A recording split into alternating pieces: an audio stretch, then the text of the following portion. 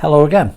We're back with the Rolling Darkness review, the Random Darkness review, and as on previous days, I will refuse to make a choice myself, and I will let a random generator tell me that I am reading something from the 2010 chapbook.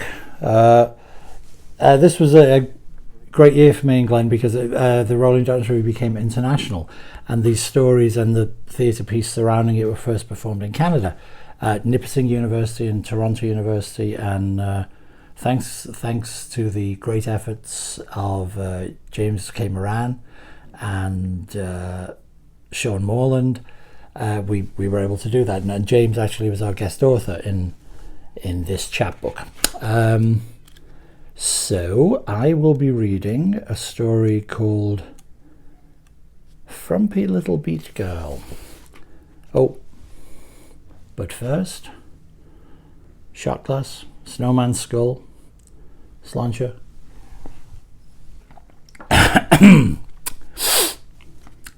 Great. Today I did bring some backup water in case the vodka proved too much.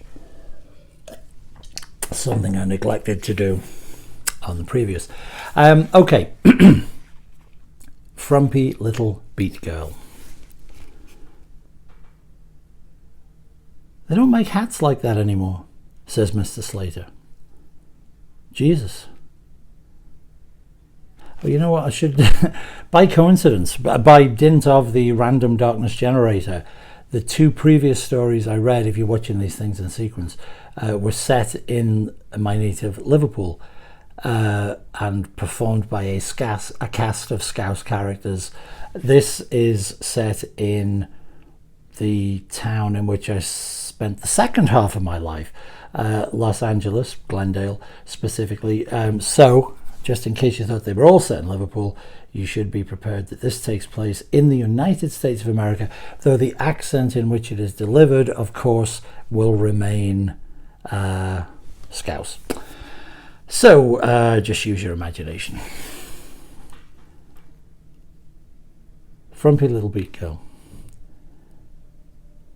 They don't make hats like that anymore, says Mr. Slater. Jesus. 5 minutes in, and first thing out of his mouth. Bethany looks up from her book and through the windshield to see what the hell he's talking about. There's a pedestrian, a Hispanic guy, crossing in front of the Lexus.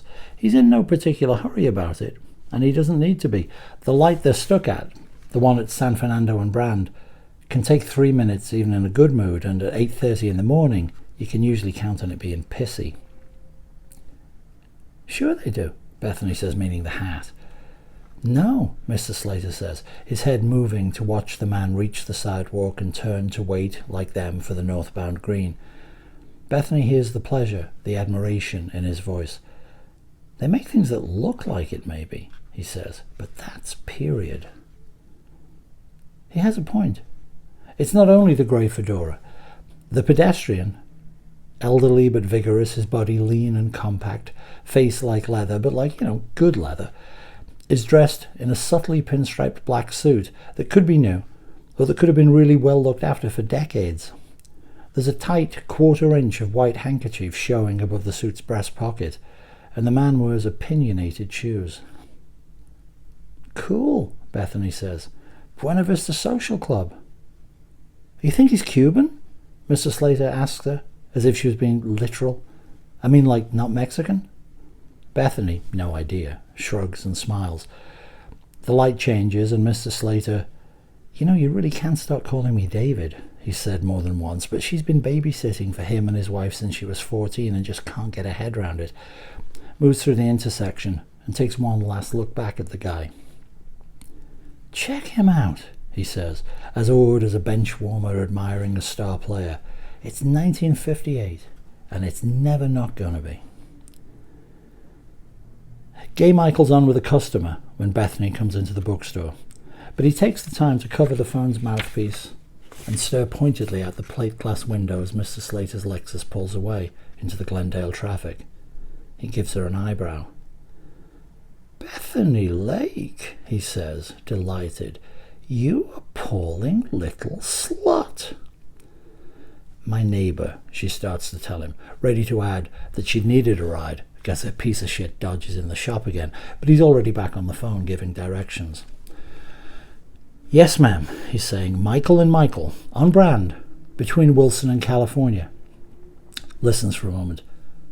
Of course, consider it held, and it really is in lovely condition. The website pictures do not do it justice. Bethany watches him run his hand over the tooled leather binding of the book on the counter in front of him, as if he can send the seductive feel of it down the line. It's an 1827 Paradise Lost, the famous one, with the John Martin Metzer tints. Bethany catches his eye, points to the curtained annex at the rear of the store, mimes a coffee cup at her mouth. She'd figured she'd have to brew a fresh pot, but Fat Michael's already on it. 3 mugs waiting, OCD'd into a handle-matching line atop a napkin that's folded in geometric precision. On a shelf above the coffee maker, his iPod, Jesus, barely a decade ago, and it's already there. Well, time marches on. On a shelf above the coffee maker, his iPod is nestled in its cradle and mini speakers setup, and its random shuffle, which Bethany pretends is a radio station with the call sign KFMO for Fat Michael's Oddities, is playing Jack the Ripper by Screaming Lord Sutch. Is your name Mary Blood? His lordship is currently screaming, albeit at low volume. Fat Michael would like to pipe KFMO through to the store, but Gay Michael's foot is firmly down on that one. What are we, fucking Walmart?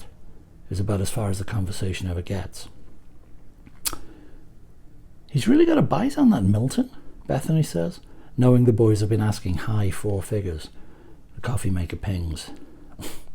Some sitcom star's trophy wife, Fat Michael says, filling Bethany's mug first and handing it to her. No milk, no sugar, just right. She's shopping for his birthday. You know, like he can read. None of your customers read, Michael, she says. They collect. He says, because he doesn't like to be reminded. And then, as the next selection comes up on KFMO, oh, listen, it's your song. It so is not her song. It's a bad novelty record called Kinky Boots, about how everybody's wearing, you know, kinky boots.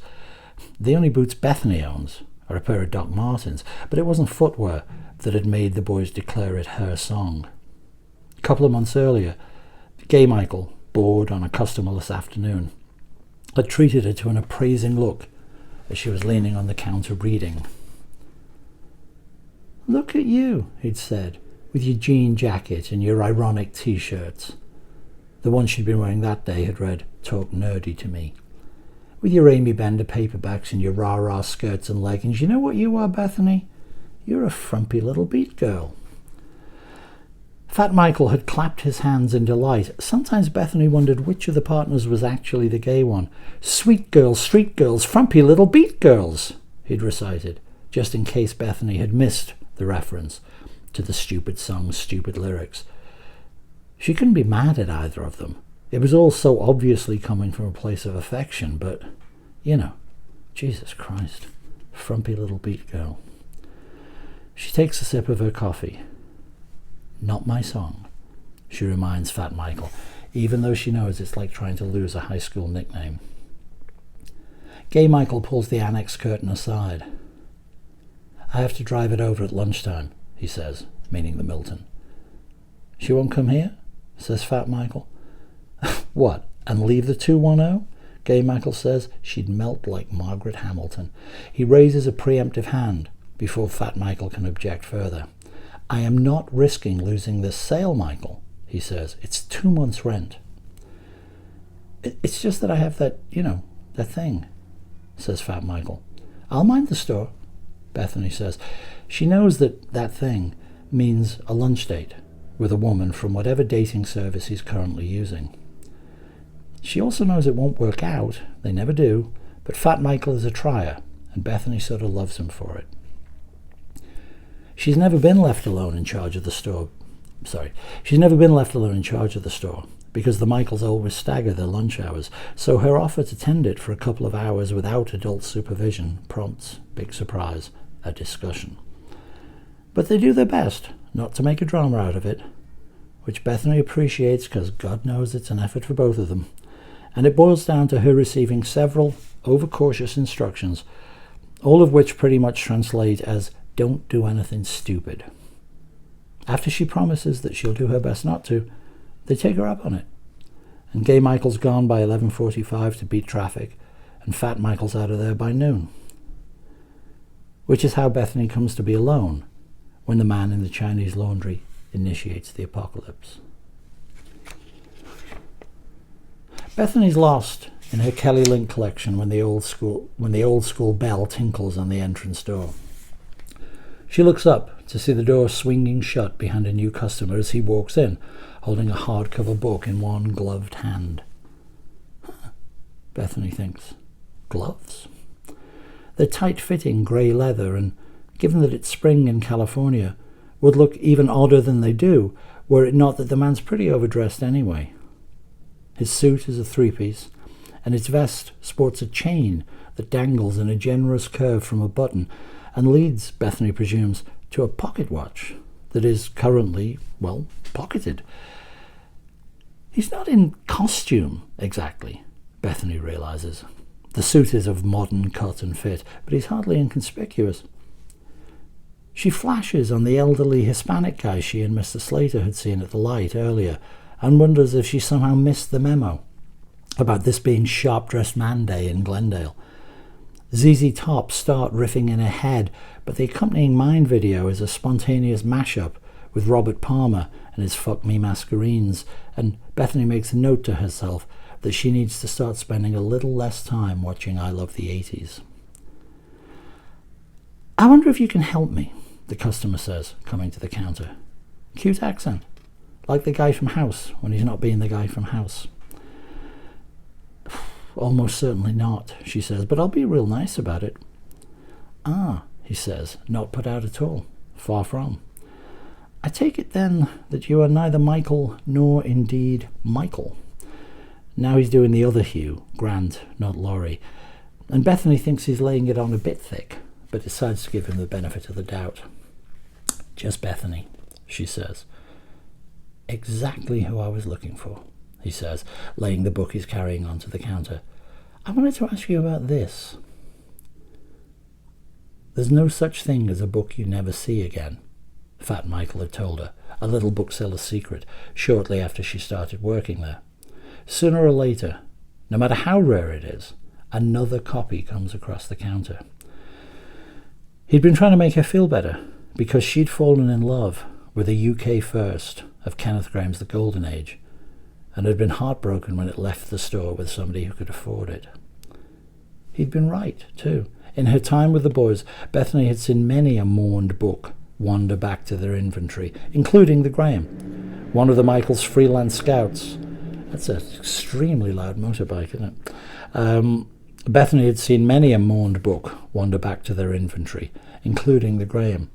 One of the Michael's freelance scouts had scored another copy at an estate sale just a few weeks ago. And now here comes this customer with another book. I feel like the hat needs adjusting. With another book, another blast from Bethany's past, from long before she worked here, but just as she remembers it. Rich green cloth boards with a stylized Nouveau orchid on the front panel, its petals cupping the blood-red letters of the title. You do recognize it, don't you? The man says. Sure, Bethany says, because she does. The Memory Pool, 1917, first and only edition. When she looks up from the book, she sees that the customer is staring at her, with an expression that she finds confusing. One of well-intentioned but distant sympathy, the kind of expression you might give to a recently bereaved stranger. He touches the book's front panel lightly and briefly. He says.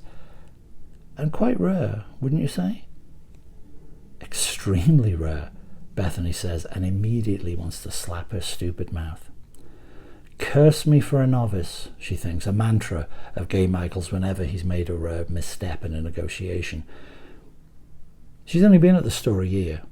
Really is a novice still, but Tipping a customer off that they've got something of real value is like entry-level dumb. Oh, don't worry. I'm not actually looking to sell it, he says, as if reading her dismay. Just wanted to see if you knew it. Says Bethany, because, The customer looks at her again, cocking his head as if intrigued. He extends his gloved hand across the counter. James Arcadia, he says, as Bethany shakes it. I think, just Bethany, we'd best have lunch. Why? She asks, and she's smiling. Not too much, though. He's cute and all, but come on, he's got to be 40 at least. Still, she's flattered. Feels like she should conference text the Michaels. Not so frumpy. Arcadia returns the smile, and she's glad that his eyes are kind because it softens the blow of his reply. We need to discuss exactly how we're going to save the world, he says. Well, Bethany thinks, that was dramatic. And, as if on cue, a woman screams from somewhere beyond the store. By the time a man's voice, equally horrified, hollers, "My God, look at that!" Bethany and Arcadia have already turned to look through the window. On the street outside, a man is melting. He'd presumably been walking, but he's not walking anymore. He's rooted to the sidewalk, his legs already a fused and formless mass, his flesh and his clothes running in multicolored ripples of dissolution down what used to be his body, as if he was some life-size religious candle burning in fast forward. Other people on Brand Boulevard are screaming now, some running away, some gathering to see. One idiot on his cell phone like he could actually fetch help, another using hers to snap herself a little souvenir of the atrocity. A group forms around the vanishing man, circling him, but not going near, as if instinctively establishing a perimeter from which to bear witness, but to keep themselves safe. From what's left of the man's face, now liquidly elongated into a vile burlesque that puts Bethany briefly and horribly in mind of Munch's Screamer, he appears to have been, a middle-aged white guy. He has a life, Bethany thinks. He has a story, has people who love him. But he's featureless in little more than a second. One of his arms has already disappeared into the oozing chaos of the meltdown, but the other is waving grotesquely free, fingers twitching either in agony or, as Bethany wonders with a devastating stab of pity, as if he just wants someone to hold his hand in farewell as he slides helplessly from life. When there's finally nothing about it to suggest it had ever been human, the roiling mass begins to shrink in on itself, disappearing into a vanishing center as if hungry for its own destruction, growing smaller and smaller until, at last, it shivers itself into nothingness. There's not even a stain on the sidewalk. It's taken maybe 7 seconds. Oh my God, says Bethany. Arcadia is keeping his eyes on the window. Watch what happens next, he says.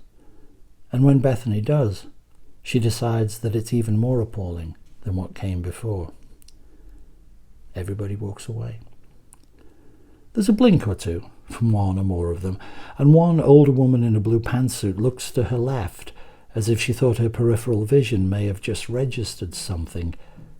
But there's no screaming, no outrage, no appeals to heaven or cries of "what just happened?" Everybody on the street quietly moves on about their day, neither their manner nor their expressions suggesting that anything out of the ordinary had occurred. What's wrong with them?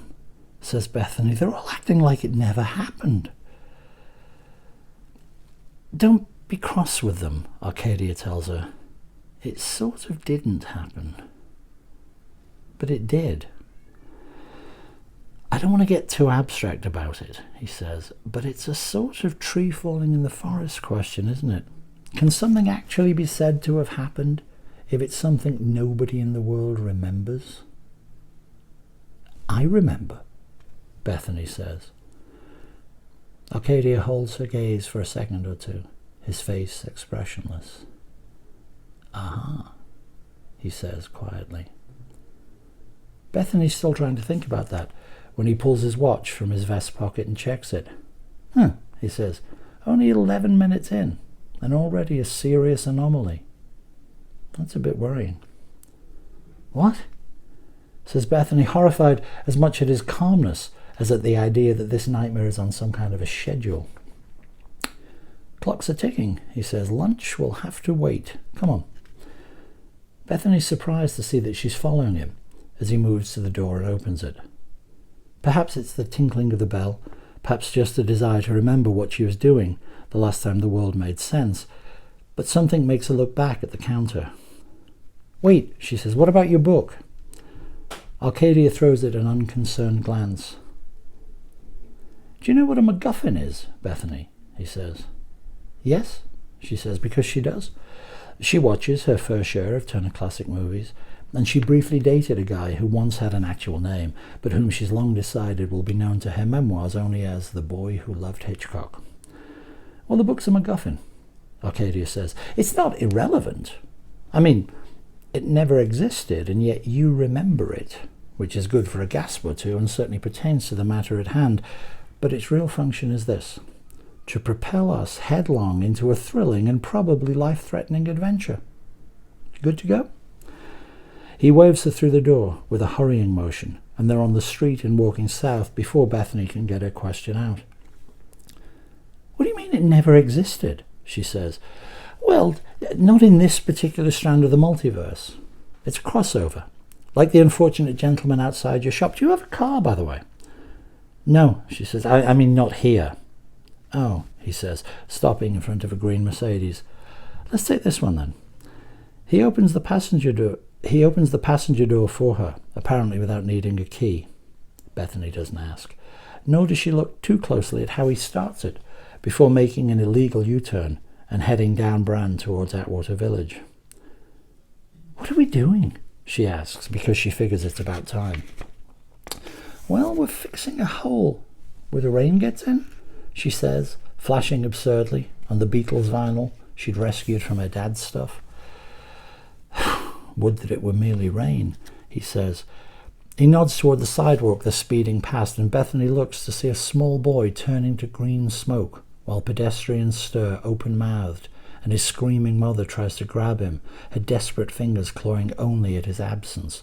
By the time Bethany has swung in her seat to look out the rear window, the smoke has vanished, and the crowd, including the mother, has forgotten it was ever there. Bethany's eyes are wet with pity as she turns back to Arcadia. "Tell me what's happening," she almost shouts. Arcadia swings the car into the right lane as they pass under the railroad bridge. "I'll try to make this as quick as I can," he says, and takes a preparatory breath. "The spaces between the worlds have been breached. Realities are bleeding through to each other. People who took one step in their own dimension took their next in another. What you've witnessed is the multiverse trying to correct itself by erasing the anomalies. Problem is, it's happening in each reality, and the incidents will increase exponentially until there's nothing left in any of them." He turns to look at her. "With me so far?" Bethany, unfortunately, is with him so far, though she wishes she'd heeded those schoolyard theories that comic books weren't really for girls. "Collapse of the space-time continuum," she says in a surprisingly steady voice. "Precisely," says Arcadia, pleased that this is going so well. "A return to a timeless, shining singularity without form, thought, or feeling." "But how?" she says, "and why?" Arcadia has started to slow the car down now, scanning the storefronts of Atwater Village's main drag. "Because about 17 minutes ago, something that's lived all its life as a man remembered what it really is and spoke certain words of power." Bethany does not like the sound of that at all, and as Arcadia pulls up outside one of the few remaining ungentrified stores on a strip that is mostly hip and new businesses and milk-it-quick franchises, she stays silent, feeling the sadness and fear tightening in her stomach like cancer, thinking of people vanishing from the world like a billion lights blinking out one by one. "Is this where we're going?" she finally says, nodding at the store as they get out of the car. "Yes," Arcadia says. "Have you seen it before?" Bethany nods, because she has. It could have been here since 1933, she's always thought. Peeling red paint on aged wood, plate glass window whitewashed from the inside to keep its secrets, and a single hanging sign with the hand-painted phrase, "Chinese laundry." She doesn't think she's ever seen it open for business.